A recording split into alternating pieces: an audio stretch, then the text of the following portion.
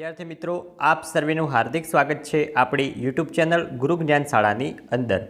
વિદ્યાર્થી મિત્રો, આજના આ વિડીયોની અંદર આપણે ધોરણ 12 વિષય ગુજરાતી વિષયની અંદર પ્રકરણ નંબર 6 જે છે ઉછીનું માગનારાઓ એનું સ્વાધ્યાયનું સંપૂર્ણ સોલ્યુશન આ વિડીયોની અંદર જોવાના છીએ। તો વિડીયોને તમારે છેલ્લે સુધી સ્કીપ કર્યા વગર પૂરેપૂરો જોવાનો છે। અને મિત્રો, જો તમે અમારી ચેનલ ઉપર નવા આવ્યા હોય તો ચેનલ વિશે જણાવી દઉં કે આ ચેનલ ઉપર તમને ધોરણ 12ને લગતા તમામ વિડીયો જોવા મળી જશે। જેથી કરીને જો તમે હજુ સુધી અમારી ચેનલને સબસ્ક્રાઇબ ના કરી હોય તો અચૂકથી સબસ્ક્રાઇબ કરી લેજો અને તમારા સાથે ભણતા બીજા મિત્રો સુધી પણ શેર કરજો, જેથી કરીને તેમને પણ લાભ થઈ શકે। તો જોઈએ આપણે સ્વાધ્યાયનું સોલ્યુશન। તો પહેલાં છે કે નીચેના પ્રશ્નોના એક એક વાક્યમાં ઉત્તર લખો। એમાં પહેલો, લેખકે ઉછીનું માગનારાઓ લોકોને કેવા કયા છે? તો લેખકે ઉછીનું માગનારા લોકોને અપરિગ્રહી, યાચક વૃત્તિવાળા, દુષ્ટ, નિર્લજ્જ અને બેદરકાર કયા છે? બીજો છે, જગતમાં કયો દ્વંદ્વ અનુભવાય છે? તો જગતમાં શોષક શોષિતનો દ્વંદ્વ અનુભવાય છે। ત્રીજો છે, ઉછીનું માગનારાની શી જવાબદારી આપે છે? તો ઉછીનું માગનારથી કોઈ વસ્તુ તૂટી જાય તો ઉછીનું આપનારની સાથે જઈ તેમણે સારો અને સસ્તો માલ આપવાની જવાબદારી આપે છે। ચોથો છે, ઉછીનું માગનારાઓમાં કયો ગુણ હોતો નથી? તો ઉછીનું માગનારાઓમાં કઈ વસ્તુ મંગાય ને કઈ વસ્તુ ન મંગાય એનો વિવેક એટલે કે ગુણ હોતો નથી। અને મિત્રો, આ સિવાય ધોરણ 12ના બીજા વિષયના પણ સ્વાધ્યાય સોલ્યુશનો આપણી ચેનલ ઉપર કરેલ છે, જે તમામ વિડીયોની લિંક આ વિડીયોના ડિસ્ક્રિપ્શન બોક્સમાં આપેલી છે વિષય વાઇઝ પ્લેલિસ્ટ સ્વરૂપે, ત્યાં જઈને તમે જોઈ શકો છો। હવે જોઈએ બીજો કે નીચેના પ્રશ્નોના 2-3 વાક્યમાં ઉત્તર લખો। એમાં પહેલાં, ઉછીનું માગનારાઓની નજર કેવી હતી? તો ઉછીનું માગનારાની નજર ગીધ જેવી હતી। ગીધ જેમ તાજા મરેલા જાનવરને સૌ પહેલું જુએ છે, એમ ઉછીનું માગનારાઓની નજર ગીધ જેમ આસપાસના લોકોનું ઉછીનું લેવા માટે ફરતી હોય છે। ઘરમાં કોઈ ચીજ આવે કે તરત જ એ ચીજ લેવા તરફ એમની નજર હોય છે। એ લોકોનું એવું માને છે કે નવી આવેલી વસ્તુ એમના માટે જ છે। બીજો છે, કઈ કઈ વસ્તુઓ ઉછીને લઈ લોકો જીવન વ્યવહાર ચલાવે છે? તો મીઠા મરચાંથી શરૂ કરીને ઘી કે એલની કેસર સુધીની અસ્થાયી ચીજો અને ટાંકણીથી શરૂ કરીને કેમેરા કે રેડિયો સુધીનો સામાન ઉછીનો માગનાર છે।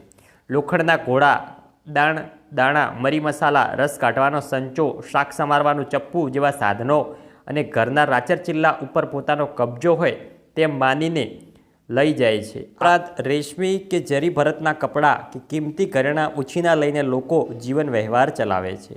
ત્રીજો છે, લેખક પડોશી દંપતીનો આભાર શા માટે માને છે? તો ઉછીનું માગનારા ગીધુભાઈ અને મેનાબેનની માંગણી એટલી બધી હોય છે કે લેખક ઘર માટે નવી વસ્તુ લીધી હોય કે નવો સામાન ખરીદ્યો હોય તો તે જોઈને તરત જ કહે છે, સારું થયું, અમારે આના વિના ઘણી આપદા પડતી હતી, હવે કાયમનું સુખ થઈ ગયું। લેખકને ત્યાં એક પણ વસ્તુ એવી નહીં આવી હોય જેનો પહેલો ઉપયોગ ગીધુભાઈ અને મેનાબેને ન કર્યો હોય। ઉછીનું માગનારા આ દંપતીને કારણે તેમને જરૂરિયાત કરતાં બમણા દાણા, મરી મસાલા, સાધન સામગ્રી અને રાચરચિલ્લું વસાવ્યા છે। આથી લેખક પડોશી દંપતીનો આભાર માને છે। ચોથો છે, ઉછીનું માગનારાઓમાં વિવેક હોતો નથી એવું લેખકને કેમ લાગે છે? તો એનો પણ સંપૂર્ણ જવાબ આપેલો છે, તો તમે વિડીયો સ્ટોપ કરીને લખી શકો છો। અને મિત્રો, ધોરણ 12ના અમારા વોટ્સઅપ ગ્રુપની અંદર પણ તમે જોડાવાનું ભૂલતા નહીં, જે વોટ્સઅપ ગ્રુપની લિંક વિડીયોના ડિસ્ક્રિપ્શન બોક્સમાં આપેલી છે। તે ગ્રુપની અંદર તમને આવનારી પરીક્ષાઓને લગતા તમામ આઈએમપી વિડીયો ત્યાં જોવા મળી જશે। ત્રીજો પ્રશ્ન છે, નીચેના પ્રશ્નોના સવિસ્તર ઉત્તર લખો। એમાં પહેલો, ઉછીનું માગનારોના સ્વભાવની ખાસિયતો તમારા શબ્દમાં લખો। તો ઉછીનું માગનારના સ્વભાવની ખાસિયતો હોય છે જેમ કે તેઓ સામેવાળા પાસે કોઈ પણ વસ્તુ માગતા અચકાતા નથી, એ બાબતમાં તેઓ દુષ્ટ, નિર્લજ્જ, બેદરકાર હોય છે। તેમની પાસે કોઈ ઉછીનું માગવા જાય તો કોઈને કોઈ બહાનું કાઢીને વસ્તુ આપવાનું ટાળે છે। તેઓ ઉછીનું લીધેલી વસ્તુ બેપરવાહથી વાપરે છે। એ લીધેલી વસ્તુ ભાંગી તૂટી જાય તો તેઓ વસ્તુની વાંગ કાઢે છે, અથવા તેઓ ઉછીનું આપનારની વસ્તુ પર પોતાનો કબજો હોય તે રીતે વર્તે છે। તેઓ લેશ માત્ર શરમાયા વગર વારંવાર વસ્તુઓ માગતા રહે છે। સામેની વ્યક્તિને તેની જરૂર છે કે નહીં તેનો પણ વિચાર કરતા નથી। ઉછીનું માંગવાનો પણ વિવેક હોતો નથી। તેઓ સામાન્ય વસ્તુથી માંડીને કિંમતી ઘરેણાં જેવી વસ્તુઓ પણ બેધડક માગી શકે છે। જો આપવાની ના પાડે તો કાં તો શરમના નાખીને અથવા પરાણે લઈ જાય છે। બીજો છે, ઉછીનું માગનાર નિબંધના શીર્ષકને યથાર્થતા ચર્ચો।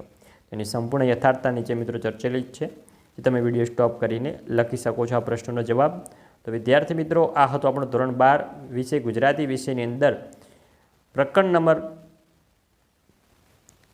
6 જે છે ઉછીનું માગનાર એનું સ્વાધ્યાયનું સંપૂર્ણ સોલ્યુશન. તો વિડીયો સારો લાગ્યો હોય વિડીયોને લાઇક કરીને જજો. ચેનલ ઉપર નવા હોય ચેનલને પણ અચૂકથી સબસ્ક્રાઈબ કરીને જજો. મળીશું આવનાર વિડીયો સાથે. ત્યાં સુધી આવજો. જય હિન્દ, જય ભારત.